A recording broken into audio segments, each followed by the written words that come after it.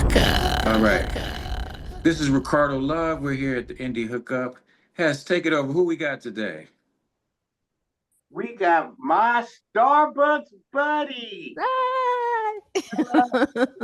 Your last name, because I sure don't Soleil. want It's Soleil. Soleil. It's French for the sun. Stella Soleil. Soleil. Like solar. Yeah. Right. Yeah. I We got actually. Stella Soleil with us today. Yes. Ricardo, I met her. It's funny, our buddy Jeff has a group, and I go on a psychotic episode, sending reels and doing stuff to the group. And I woke up one morning, I say about 6 o'clock, and I get a tag. Stella walking at the crack of dawn. I see it's dark, it's got clouds, and she's singing "On My Way to Starbucks."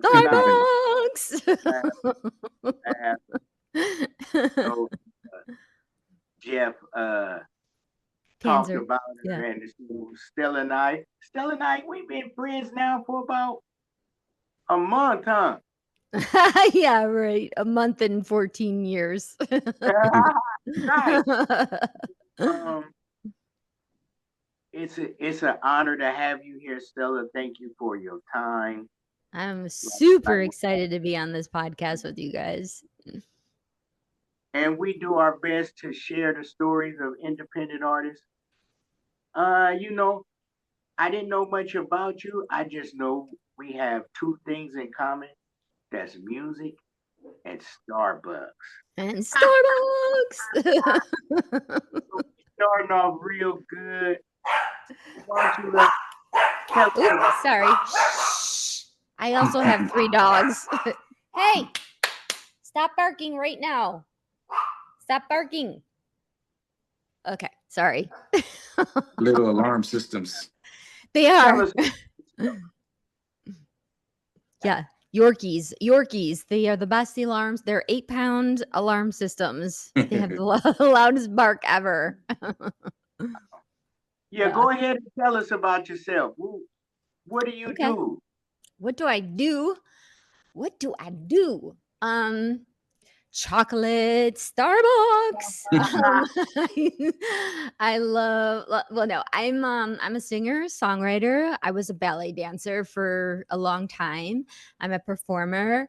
I also develop other artists, young artists, and help teach them how to strengthen their songwriting, and especially lyrics are my biggest. The words are probably my favorite thing to focus on in the music. I usually write lyrics first and then music to follow. Let's see, what else do I do? I've been married since 2014 to a really cool guy. He's a DJ. His name is Joe, and we live in Chicago. I'm from Chicago. I was born and raised here. And I've lived all over the world and came back to Chicago like in 2010, after I decided to. I had toured for a very long time, and the last tour I did was in 2010. I did a tour called Warp Tour, and I had a broken ankle, I was on crutches, and I had 2 broken ribs, and I did 18 shows like that, and then I said never again, I am done. And that was it. Wait a minute. You was on crutches. I was on crutches. There are videos on YouTube that you can look up me performing with crutches. Oh my God. And you sung with 2 broken ribs. Now, how was that possible? That was just sheer pain. I mean, PAIN, all in caps. Have you ever tried to sing with broken ribs? Oh my. But I just pushed through it. When you're on stage, your adrenaline gets pumping. You don't feel like really hardly anything. I couldn't even feel my broken ankle. But I get off stage 10 minutes later, I was like, oh my God, I'm going to die, and it was like that for the whole summer. It was like 3 months of touring on that. And it was all festivals. One of the festivals we played of the Warp Tour was in Florida during a hurricane. So it was like pounding rain. I'm on crutches. The crutches are slipping on the stage. And yeah, after that tour, I was done. So now I write music. I took like 10 years off, and I just was a wife and a dog walker.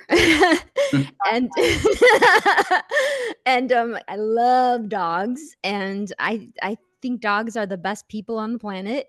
And so my friend Steve Leeds, who's also Jeff Panzer's best friend. I had worked with him when I was on Universal Records.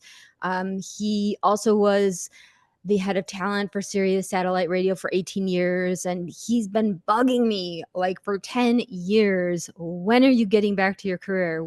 And I'm like, I am a dog walker. I am no longer a recording artist. I'm a dog walker. He's like, you're not a dog walker. Get back to your career. I'm sick of this dog walking stuff. So yeah, he basically pushed me back in, and I started writing. And my lawyer, Tim Donahue, who's also my manager, put a band together for me. I had a song that I had been sitting on for 14 years. I wrote this song 14 years ago called Hello, and it has just been collecting dust. And I always thought it was a huge song. It's the most positive, happy, joyous song. In fact, I said to my lawyer, I'm like, I have this song. If you guys want me to break back in, I think I need to do this song again. Why don't you listen to it and tell me what you think? Call me right back, okay? I'm like, it's a 3-minute song. I want you to call me right back after you hear it and tell me if you think like this is a hit song and that I should really put some real power behind this and revamp this 2025 style, you know? And like 20 minutes go by and I'm like, hello? I'm like, Tim, I call him. He's like, I just listened to it 7 times in a row. It's the most joyous song I've ever heard. And I was like, oh, okay, I guess I got the song. And that's how the song Hello came about. Went into studio, recut it, reworked it, revamped it, and Jeffrey Panzer heard it, and it was funny when Jeffrey Panzer heard it.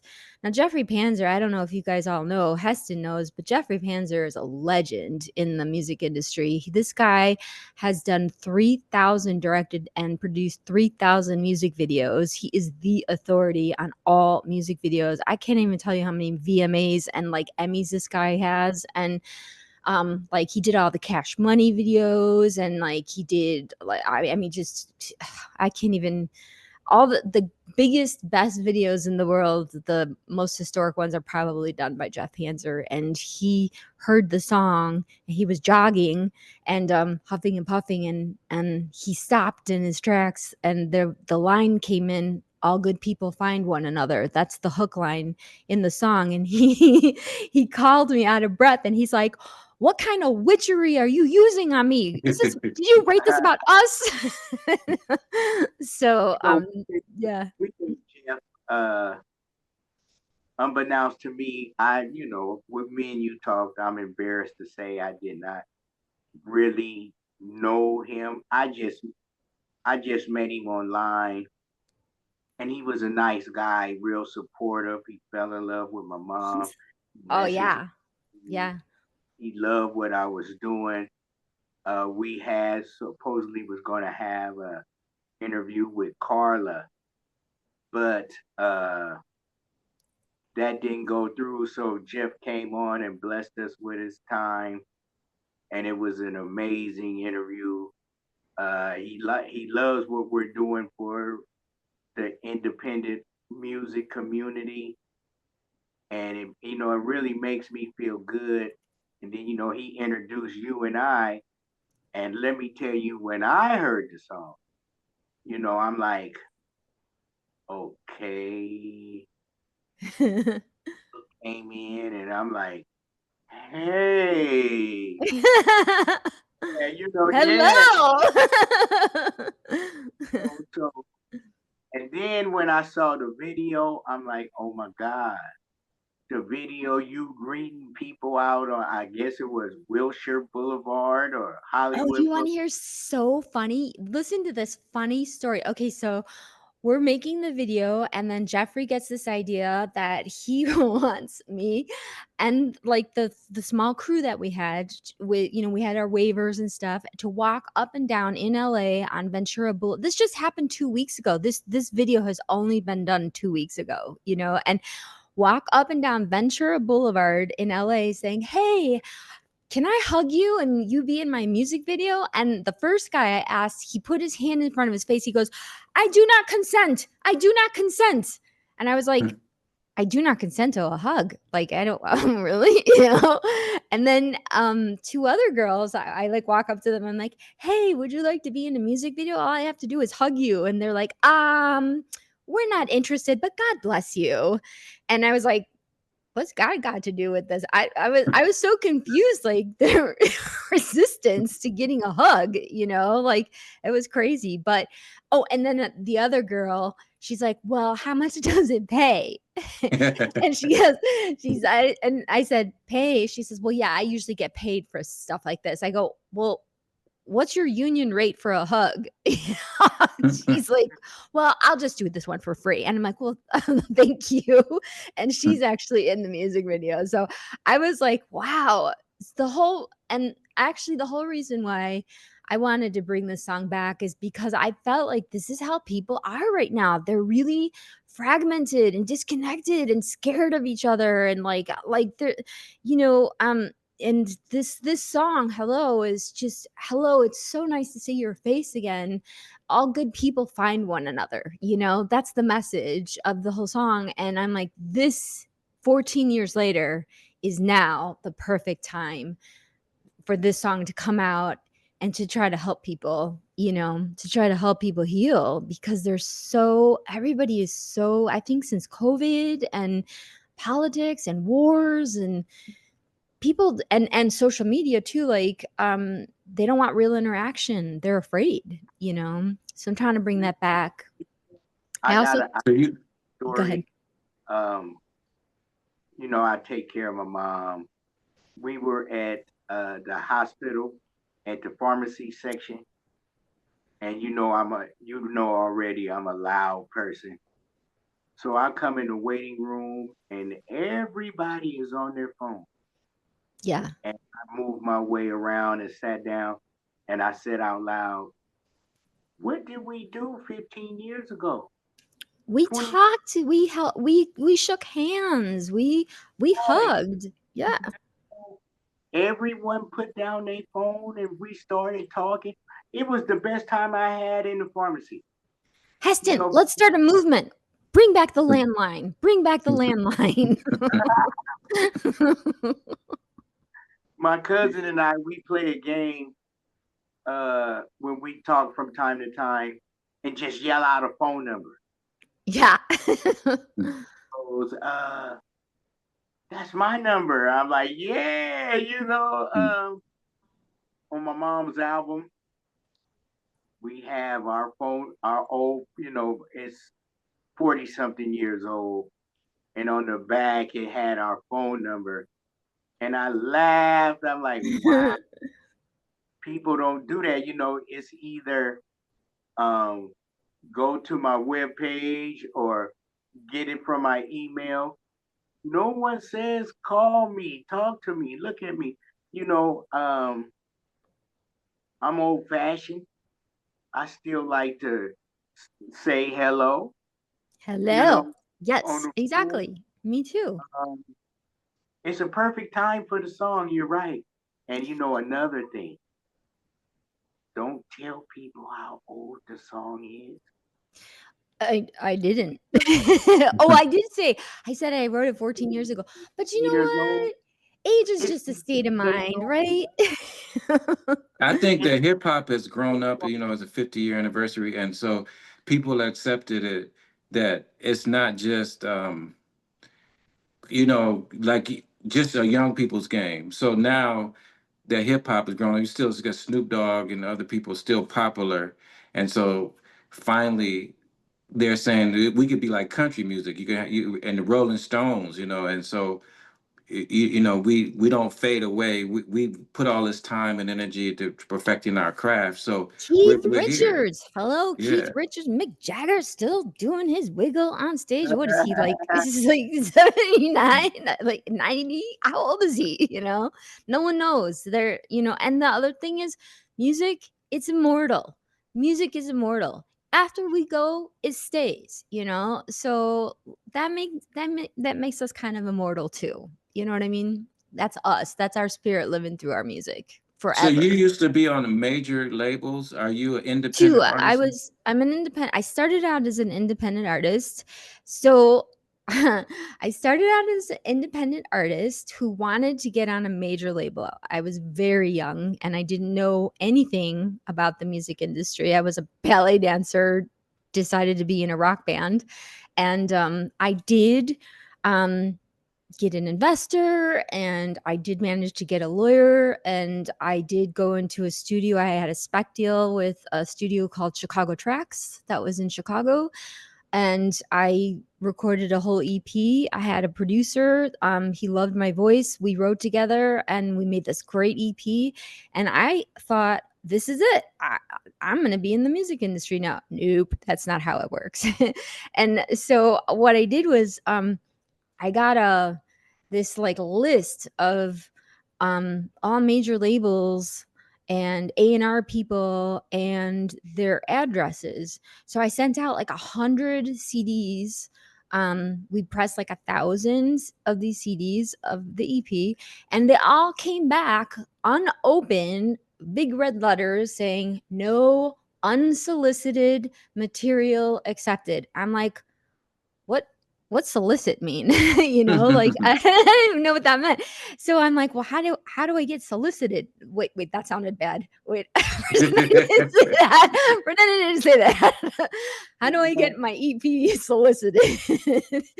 And there were really only three ways. That back then there was, you know, no internet, and it was you have a manager, which I did not have. You have a lawyer, an entertainment lawyer who could pitch to major labels. I did not have that. Or you were a label. And so I'm like, okay, I'm a label. And so I created this fictitious record company called Catharsis Records, and a fictitious head of A&R named Sarah Kay. I came up with the name Sarah Kay. I'm like, I need a power name. Like, what's a powerful woman's name who's the head of A&R of Catharsis Records? Sarah Kay, like Mary Kay, Sarah Kay. And I like I wrote all these letters up, and I made like stationery with Catharsis Record logo on it, and I'm like, this is Sarah Kay, head of A&R from Catharsis Records. We just signed Sister Stella Soleil. We think she's going to be an amazingly huge artist. You should take a listen to her EP. And it worked. They opened, they kept them. And I was like, oh my God, they listened to it. But then they started calling. So then I had to pretend to be the office. Like I was in a studio apartment. And then I had to have an assistant. So then I was Tamara. So I would answer the phone. I'm like, it's Tamara. This is Catharsis Records, like that. And then they'd be like, we're calling for Sarah Kay, and hold please. And then I would like put the phone to my chest because there wasn't a hold button. That was a landline. And then I would get on the phone and change my voice and be like, hi, yes, this is Sarah. How can I help you? You know, like, and totally change the tone of my voice and be like, you know, lady boss, Sarah Kay. And they wanted to come. The labels wanted me to showcase. They loved the record, and then I was like, I couldn't figure out how to be two people at the same time because I'm on stage. I was about to ask that. And so then I had to kill Sarah off. Sarah Kay died in a car accident. Oh my God. This is a movie. Because the labels came to the showcases and Sarah had to be there, but I couldn't, so I had to kill her. So that's how it started. And it spun out, and I wound up signing with Doug Morris, who was the chairman of Universal Music Group, not just Universal Records, but Universal Music Group, the whole conglomerate. personally signed me, and I was a huge artist on Universal Records, signed by Doug Morris himself. It was really funny. The chairman coming to see me in Scranton, Pennsylvania, at in a billiard room, a pool hall. Yeah. So I signed with Universal, and as a rock artist, but they wanted me to do pop, and at that time I hated pop. I couldn't stand pop music. I was like dark and ominous, and like I wanted to be like mysterious, not bubbly like I am now, like I really am. And well, because there was that myth that you had to be in pain in order to write great music. That's not true. That's a myth. That's a lie that artists tell themselves. So, but I did wind up doing a rock record, and then I did a pop record, and the pop record went to number 7, and I had this huge hit in the country. And then I did a video with Hype Williams, and and Jeff Panzer was on that shoot, and it went to number 1 on, remember, MTV. It was number 1 at MTV. And yeah, and so I was on VH1. Yeah, it was a big deal. But I liked being an independent artist better than being on a major label. There were just too many. I just had to answer to too many people, and every time I would write a song, they would be like, "It's too edgy. It's too edgy. It's too edgy." And like pop, especially back then, was so, I don't know. I felt sanitized, like no emotion, and I'm a really emotional singer. I'm an emotional performer, and so but the funny thing is when Universal dropped me, they hired me to do A&R for them. What? Yeah. So I did that for a year, and I signed a band called the Astro Height. I got them a lot of money and signed them to Universal. But then I was like, I just like being an artist, And so then I quit being an A&R person, and then some of the guys from the band called Slipknot, Slipknot, that huge metal band.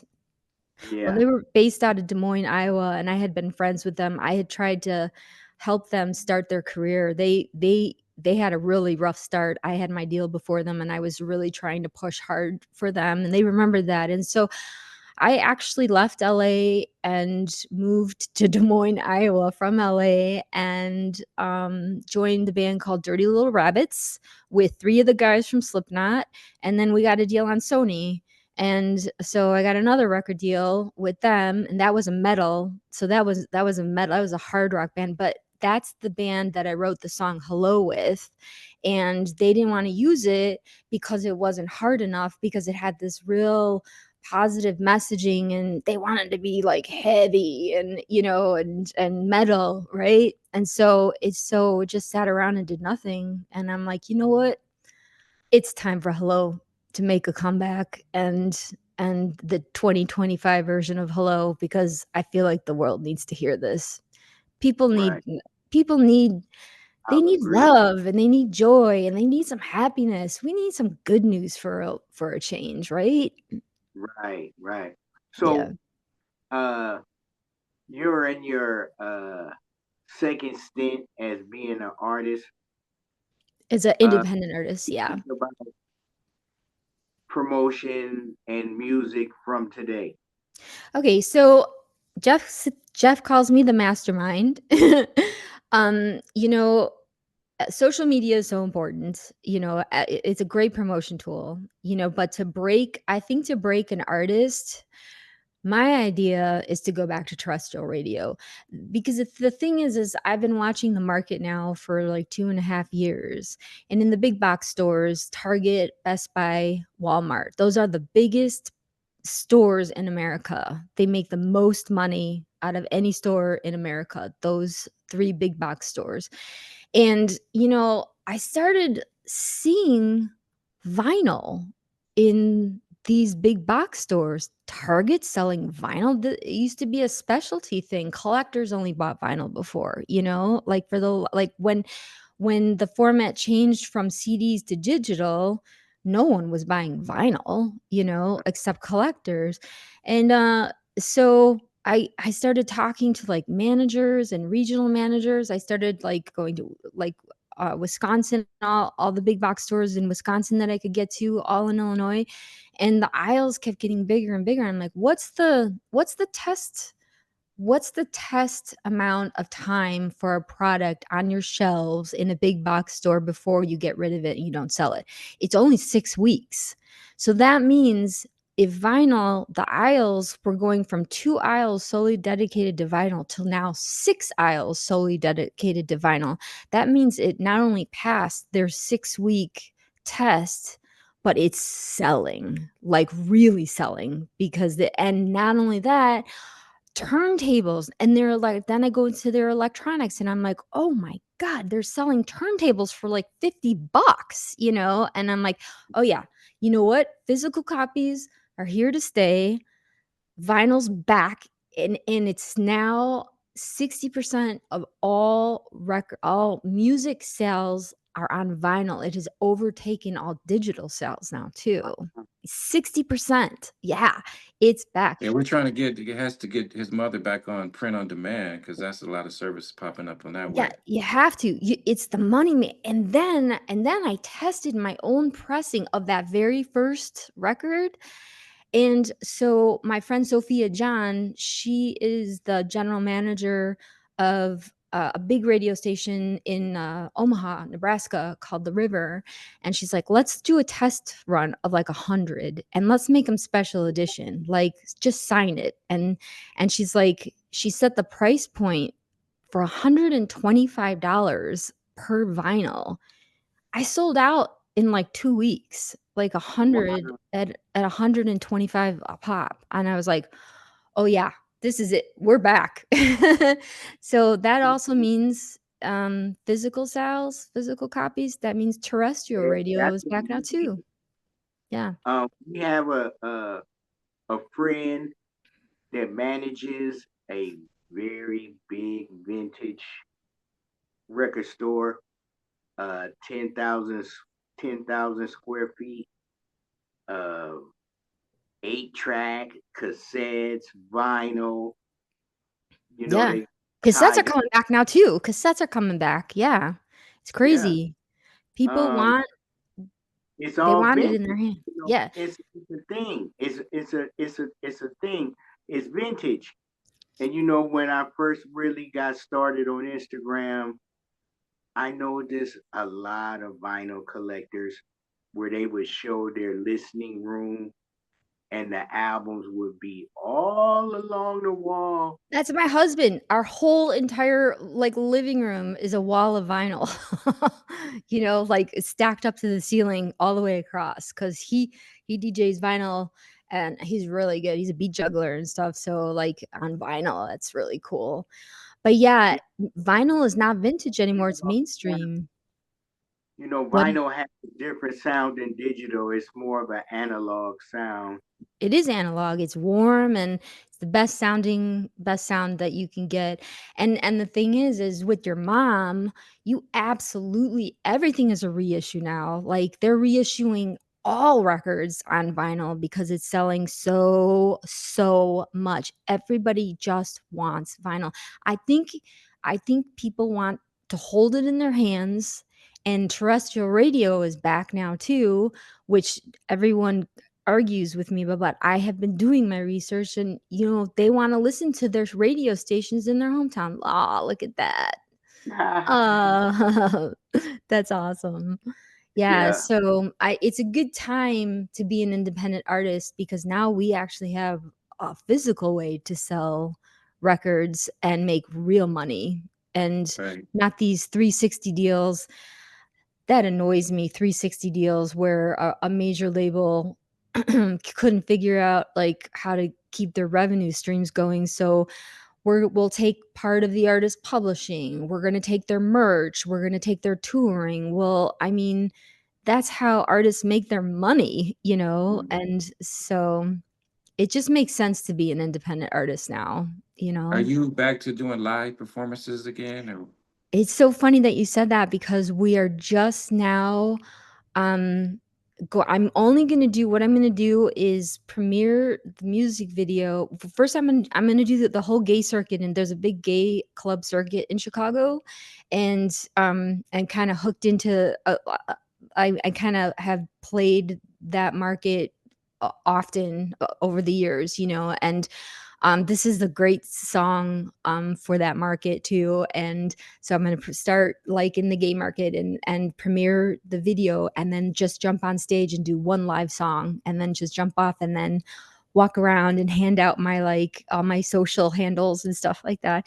And then there's a rock band called Sushi Roll in Chicago that they're really big, and they're going to let me come on. They're going to learn the song, and I'm going to that they draw between like 250 to 500 people per show. So it's a pretty decent, they've got a pretty decent following. And I'm going to just do one song with them and then jump off, and just like do my hustle. Do your Starbucks stroll. The hustle. Remember? Do the hustle. Wait, I'm not that old. I'm not that old. That was my parents' song. That's a great idea.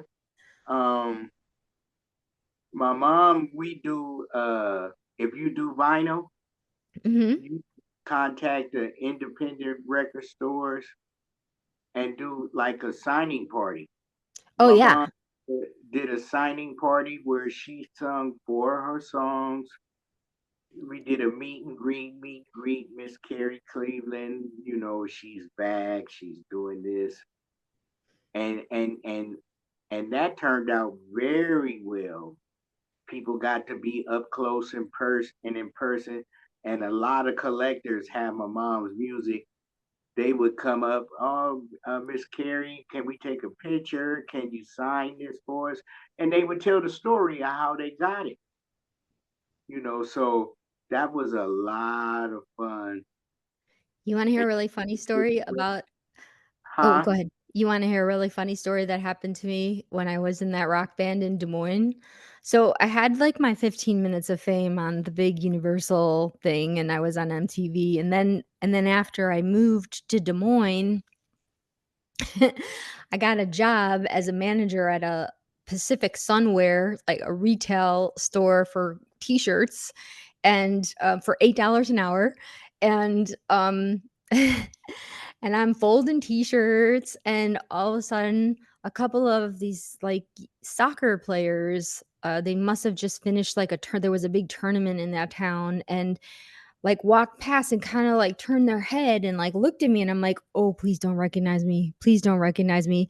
And they're like, "Are you Stella Soleil?" And I'm like folding t-shirts, and I'm like, "Yeah." And then no, it gets better, but Heston. And I was like, "Yeah, that's me." And they're like, "Oh my God." And the next thing they know, the entire soccer team, there must have been 24 of them on this team, like totally flood the Pacific Sunwear. And my manager gets mad at me. She's like, "You have to get these people out of here." I'm like, "They want my autograph." I know. She's like, "You have to fold t-shirts." I'm like, "What do I do?" So I had to take them out, in the hallway, sign autographs in the hallway, and then run back and fold t-shirts. That's great. I Wow. know. Yeah. Life of an So artist. no, That's so funny, right? wow. Yeah. You can do stuff like that. Uh, I noticed artists are selling t-shirts, coffee mugs, hats, with their logo or artwork. Yeah. My mom and I, we do that. We got stickers because Oh, cool. my mom likes to make tea cakes. Uh-huh. I told you that story about how the tea cakes came alive. Tell me She tell me about the tea cakes again. um when my mom's music got reissued, a local pretty known paper reached out and asked could they come and come do an interview. The guy came out, and my mom, we were doing something that weekend, and she made tea cakes. So he was sitting at the dining room table talking to me, and my mom came in and put a couple of tea cakes on the coffee table. So he was talking and he ate them, and we laughed and talked. And he says, "Okay, the article will be out next week." I'm like, "Okay, great, great, great." So I get the email and I get the article, and he's talking about how they reissued my mom and how she's making a comeback. And he started talking about the tea cakes, and I'm like, "Mama, keep talking about the tea cakes." So then that built it up. He even had a picture of the tea cakes in the article.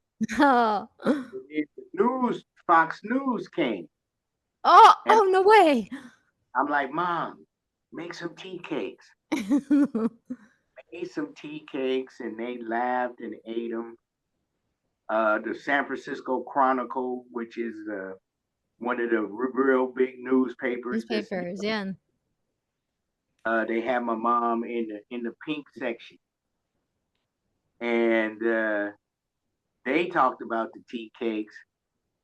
Then, with the reissue of my mom's new music, Fox News came back out again and did another article, and we went to Black Nova's studio. We did one part of it here, and we jumped in the car and went to Black Nova's studio where my mom records, and she gave everybody their tea cakes. And the cameraman, he says, "Man, I never had tea cakes." First thing I said was, "Where you from?" We get to the studio, uh, a family friend and a rapper named Naru Quina. I say, "Naru, he never ate tea cakes." And his first thing he said was, "Where you from?" And we get to the door, and K.E. Durham, that's the other half of Ricardo's team, Black Nova, he said the same thing. "Where you from, man? You don't know about tea cakes?" So we was just needling him and poking him for the whole day. But my mom's tea cakes are famous. We made the sticker to put on the little bag. She got the Yeah, tea yeah. with the handle and the sticker on there. That's a part of promotion.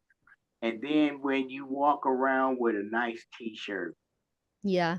people will stop you. One guy, one time we were out at a music festival, and he grabbed me. He said, "Hey, tell me about Carrie Cleveland." So, I had to start talking. And then my friend that was with me, he was like, "Man, that T-shirt works." I'm like, "Yeah, it's free promotion. Yeah. You going out today, get you a T-shirt, get the QR code on there. Uh, just take a picture of the QR code, and so it's Yeah, as soon as I get so I have a couple investors, and it was to get I wanted to play with live musicians. I know Jeffrey Panzer is like, "Stella, you don't need to do that. You can do everything on a computer," and you can, but I want to press vinyl, and if I want to press vinyl, I want to use real musicians too. Right. And so I had to pay them. So it was either make some merch or pay some musicians, and I paid the musicians, but that'll come. That'll come. yeah, Build up. it will. Yeah. You know, it's nothing like the real band sound. I mean, Right. you can do the microwave music, I call it, from the studio without the band, but it's nothing like that live band. Oh my God. I mean, when I used to play the song "Hello," listen to this. This is how I know this is such a huge song. What on that last Warp tour, that I talk about in 2010, I used to play "Hello" live, and there were 70 bands on that tour, 10 stages and 70 bands, and the stages would all be playing like at the same time. And it was, just massive amount of like real estate that this festival was on, and I would play hello, and there would be like maybe 100 people in the audience, and by the end of the song, and I would seriously, I'm not even exaggerating, I'd be singing on my crutches watching watching kids running like full force trying to figure out where they're hearing this song come from. And then always by the end of the song hello, there would be like 1,500 to 2,000 kids at our stage, like from Wow. 100 in like 3.5 minutes. That song was like 3.5 minutes long. Yeah. So like, and I want to make t-shirts that just say hello on it. Wouldn't that be great? Just walking around with like, like, and I'm gonna do my Sophia came up with this great idea. We're gonna do a hug challenge. I'm gonna announce on all my socials and on this podcast that I am going to start a hug challenge.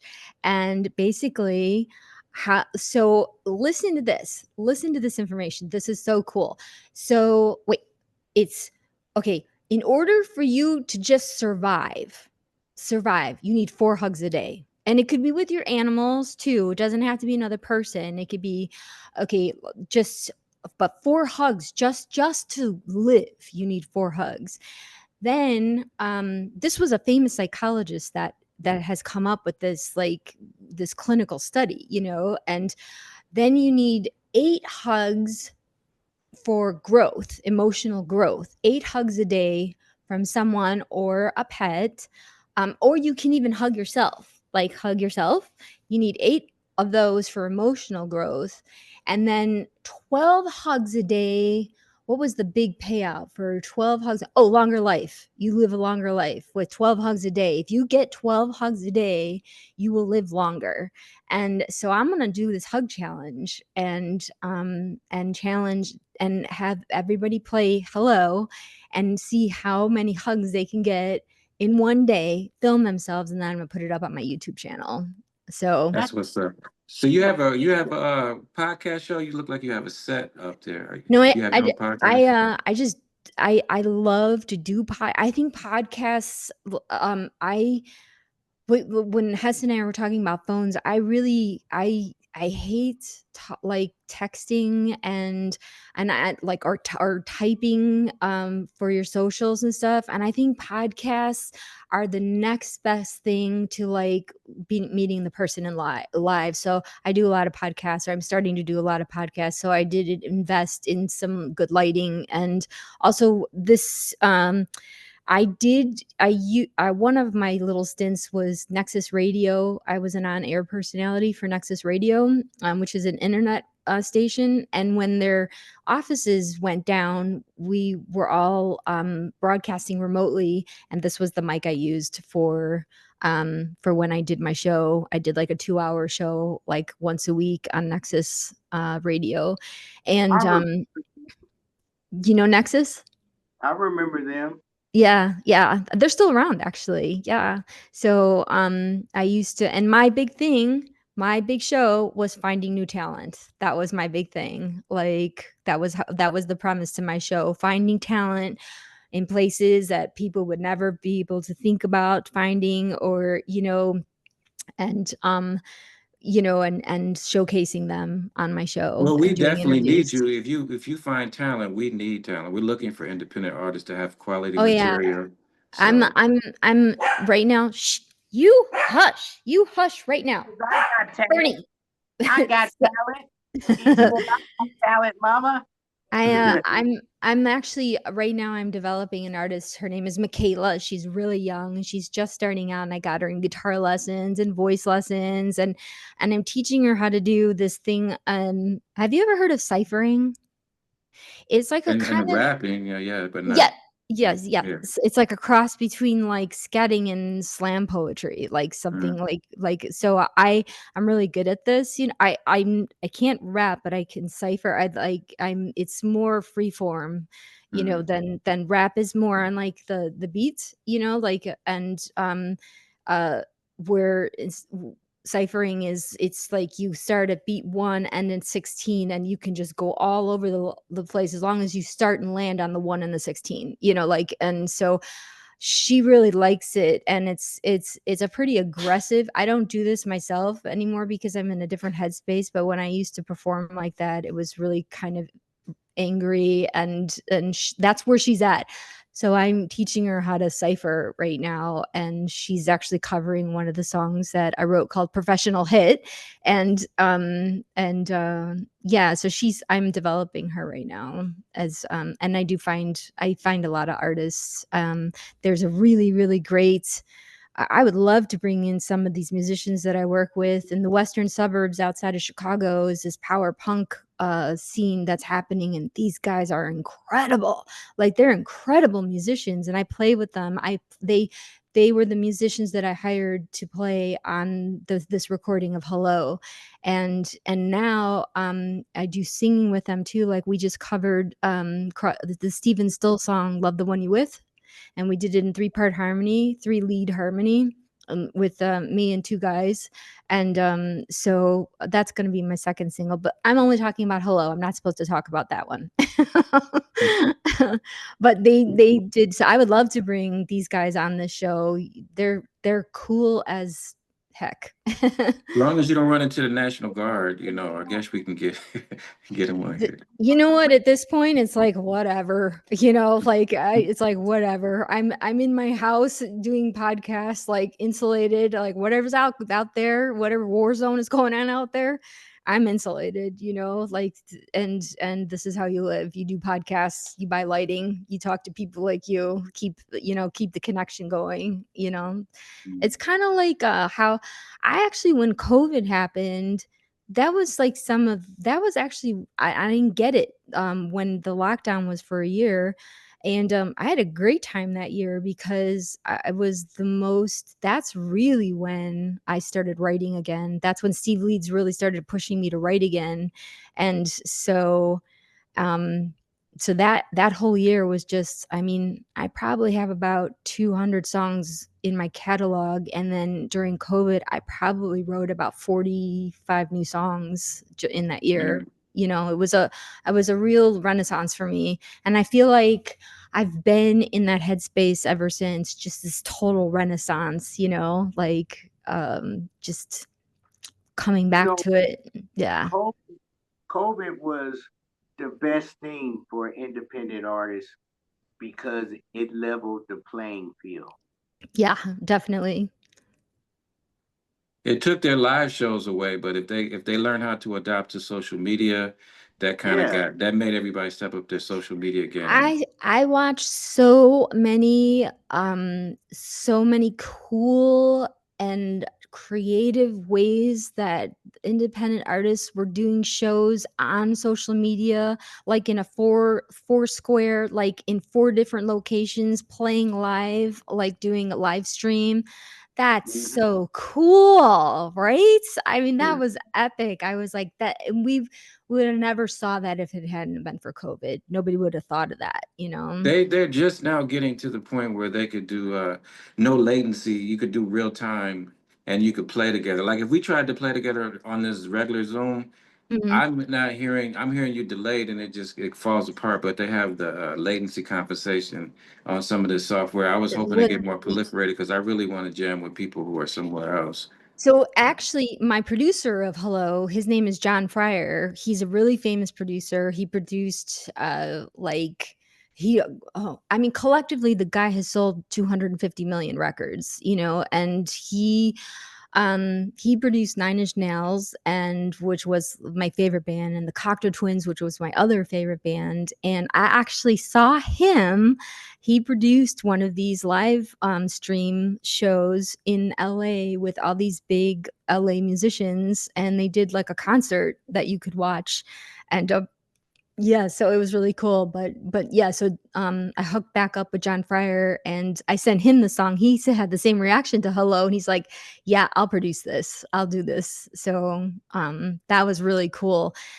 It's this time around, like, okay, so there's Steve Leeds, who's a legend in radio. I mean, the guy has been since I mean he started out at MTV. He gave Adam Sandler his first gig. Adam Sandler just played his guitar and made those funny songs. He wasn't a VJ, but Steve Leeds was like, this guy's so talented. I'm just gonna give him like a 10-minute slot a day to play his silly songs on MTV. That's how Adam Sandler became Adam Sandler, was Steve Leeds, who has been pushing me back into my career. So he's on my team. Jeffrey Panzer. Look at Jeffrey Panzer's Wikipedia. Seriously, you will. It's like mind blowing. Yeah, Yeah. we found that out. Yeah. Sophia John, same thing. Sophia John, she signed Slipknot. She signed Blue October. She's another one. Oh, you should have Sophia on your show. That would be incredible, because she's such a, they call her a tastemaker station, where labels actually, she like acts as a consultant, because she finds all this new talent in little rural towns, and they blow up to be like massive bands, and she's on my team, and she's the one that came up with the hug challenge, which I thought was so cool. And then Tim Donahue, who I've known forever, he's a lawyer. I mean, the Atomic Fireballs, he got them their deal. I mean, he just, so many bands, and he's actually my manager too. It's cool having a manager that's also a lawyer, because you can't get nothing by him. So yeah, I have this like dream team behind me right now. That's really cool. He's a pretty nice guy, because when I sent him, I figured out how to share it properly. Tim, yeah. Got it, and he wrote me a little note thanking me. I'm like, so no one can do this on their own. We all need help from somebody. So it's funny, because I've known him a long time, and he has seen me go through some really terrible things, and just, he really wanted to, it's like all the people on my dream team, this is their passion project, I really did not think I was going to get back into the music industry. And if it were not for these 4 people, and all 4 of them, it's their passion project. But Tim, I used to call the Fox, because Tim, my lawyer / manager, is the kind of guy that just sits in the room and scans the room and doesn't say a word. And you never know what he's thinking, and he knows everything. And I used to call him the Fox, because I'm like, see that guy, the guy that no one notices? That's the smartest guy in the room, That's the smartest guy in the room. Yeah, that is the smartest guy in the room. I want to work with him, So yeah, so I'm lucky. So this Renaissance, and I'm working with this dream team, and I have this incredible song, Hello. I am in love with my song, Hello. How many artists can say that they're in love with their song?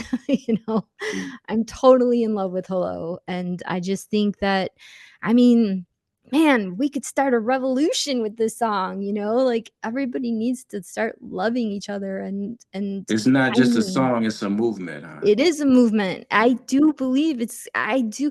And I do this. I've been doing this thing since I was 11 years old, which are friendship pins. You remember friendship pins? Yes. Right. Yes. So I take the little safety pins, and I put all the different colored beads that represent all different types of people, and pin them on my shoelaces, like 100 on each. And then I just walk around, and I'm like, do you want to be my friend? Here's a friendship pin. And then put it on there. And Jeffrey thought that was the coolest thing ever, and he got that in the video, me pinning people with friendship pins. Yeah. Where can people find you at? Okay, so .com or yeah, I have okay, so on YouTube, my YouTube channel is it's just at Stella Soleil official. Let me spell that, because everyone always spells it wrong, and Heston will definitely spell it wrong. All right, so it's at Stella, Stella Soleil, Soleil official. So it's at Stella Soleil official. My Instagram is at Stella Soleil .official. My X is at Stella Soleil X. And then my TikTok, it's my actual Greek name, my real name. It's really funny. I have a joke with Jeffrey Panzer. He's like, what's your real last name? And I'm like, think of it as a sneeze. It's like, Kachutis. And it's it's Kitsutis. It's Kitsutis, but the only way you can really Bless you. remember it is thank you. So my TikTok is at Stella Kitsutis, and that's KATSOUDAS at Stella Kitsutis. That's my TikTok. So those are my handles for my socials. And yeah, and then you know, that's it pretty much. Those 4 platforms are that I'm on. I have a Facebook somewhere too. Can't remember it. You need a LinkedIn. I think you just gotta look Stella Soleil up on Facebook and you'll find it. I'm sure you're all over Google. Yeah, I am definitely. And she Yes. all over Instagram. I roll over, put on my phone. That's Stella. Where's she Starbucks. We're gonna get you a endorsement from Starbucks. Starbucks, I know. You know, but you know what I'm really pushing hard to get endorsement is Adidas, because since like I was a little girl and when Run DMC, My Adidas. oh my Adidas, I have been wearing Superstars, but they didn't call them Superstars. They were just hard toes back then. Remember when Run DMC Shell was tops. yeah, shell tops. And when Run DMC did that with Aerosmith, Walk This Way, it changed the whole game, you know. And the thing that I love so much about Run DMC, other than they were just amazing, like they were real humanitarians, you know, that in the 80s that crack up epidemic was going on, and they were really vocal about that, you know. And I'm also a very big anti-drug advocate. I work with kids that are in recovery. When I tour, I take the bus and I find all the halfway houses for the youth halfway houses, kids that have just come out of rehab. I load them up on my bus. Sometimes like I'll have 40 of them on my bus with their counselors, and then I take them to my shows and I say, okay, look around. You see all these people. There's like 15 to 20,000 people out there in this festival that I'm about to get on stage. They're all on drugs and they're all drunk. I go, I don't touch it. I don't do drugs. I never did drugs. I do not drink. I'm not a promiscuous person. I'm like, this is how you live with this. This is how you can exist. This is how you can go to shows and not even have to touch this stuff. Watch this. And then I go on stage and then I slam a show and the audience is screaming, ah, and they come off stage and I'm like, see, I did that drug-free, alcohol-free. You can do this too. Pick up an instrument, pick up a journal, start writing lyrics, do this. If I can do it, you can do it, you know? So I got that from Run DMC. So I still wear my Adidas. So I'm trying to get an Adidas endorsement really hardcore. And I wear Superstars like with my friendship pins on all the time. That's what's up. Yeah. Your song Sync License. I can see that in using it as a brand or on something. iPhone or like Apple or any kind of communications, anything, a cellular service, Verizon, just even opening a car door. Hello, you know, opening a door, like, you know, a window commercial. They sell windows. Hello, hello. You know? Pastor, we've already played that, haven't we? Or no? Yeah, we play. Yeah. Okay. Yep, we'll play it again on this next show. Yeah, let's I do that. so appreciate it. Thank you so much for doing that. Thank you. I'm really trying to get it out there, you know. We're not going to keep you. I appreciate your time and your patience waiting on us. Oh no, it's good. It's fine. You guys are fine. Appreciate Love is our Jamaican partner. Love. And respect. Yeah, Awesome. Reggae artist friend that we support. But you know, it's been a lot of fun, Stella. Yeah. Ricardo, I get this out in a few days. Well, no, I'll let him say that. Yeah, I'll do this, but we're gonna rush this one out. I want to chop this one up a little bit too, because you're so interesting, and we really appreciate you. Thank you. I appreciate love you too. Now let's behind the Starbucks cup. What? my two endorsements. I have to get Starbucks and Adidas. Right. Hey, So you sold some cups today. all You know, right. it's been a lot of fun. We're gonna go ahead and let you go. Okay. Now where can we find we know where to find you. Yeah. Where can we listen to Hello? Where can you? So it's all over my YouTube channel. The video's up. Like you can watch it over, and it's on Spotify. It's on all the platforms. Is it coming on vinyl? It's yes. I'm just got to get the dough to press to do my first pressing. Of it. Yeah, and do that. Check it out. Heston will send you the link. We found about 3 of them that are really no setup fee or inexpensive. anything. They'll That's send awesome. direct to Yeah, customer. print on That's demand.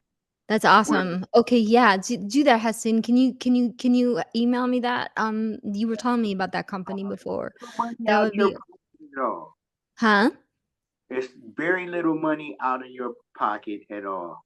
That's great because it's so expensive to do. Oh my gosh, the Yeah. manufacturing of vinyl. I did that 100 run. It was like $3,000. So I was like, oh my, Um, yeah. No, But I did this is the answer. We're gonna Yeah. get that to you. Okay, All thank right. you. Thank you All so right. much for being with us, and Yeah, I had a blast. we'll have to do a part 2 sometime coming up when your Okay. next single or whatever come out. Anytime you guys want, if you just want to talk about artists, and I can bring other artists on too. Like I said, I'm kind of hooked into the indie scene here in Chicago, and yeah, they're Yeah, really we would cool. love you to be a liaison between. A consultant. Yes, yes. All right, you take Okay. care and have a Okay, you wonderful take care evening. too. Okay, I'm gonna go bye. ahead and hit the start recording button. All Wait right. a minute. Wait a minute. Heston, the All hug right. challenge. All right. Coming I got soon. one in. I got 3 more to go. Wait a minute Peace. before we go. You got to do One more. 12. Listen, if you want to live a longer life, 12 hugs a day. All right. Well, I got 2 All right. in now. Heston, this is for you. I'm hugging you right now. That's 2. Thank you. Peace. Okay, peace out. The Indy Hookup